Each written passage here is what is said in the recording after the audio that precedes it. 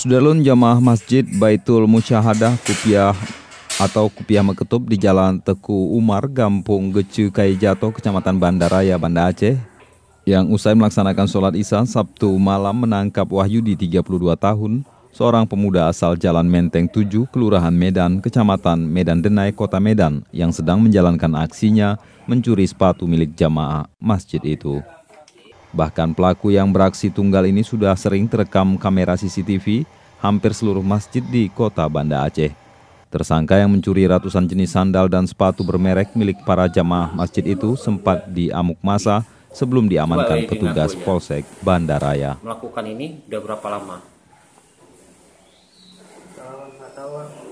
Udah 4 tahun. Mana 4 tahun? Berapa kali udah? Ada setahun. Setahun. Setelah kita koordinasi dengan Polsek, rupanya ada laporan dari Polsek Kutalam yang kemudian lengkap dengan hasil CCTV.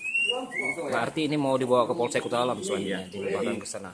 Ini karena laporannya ada di Polsek Kutalam, jadi setelah saya koordinasi dengan Kapolsek Kutalam, dan ini akan ditindaklanjuti di Polsek Kutalam. Karena kebetulan kita tidak ada laporan tentang adanya pencurian sepatu di wilayah hukum kita.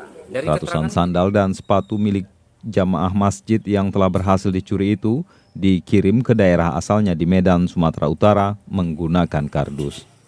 Dari Banda Aceh, Misran Asri, Serambion TV.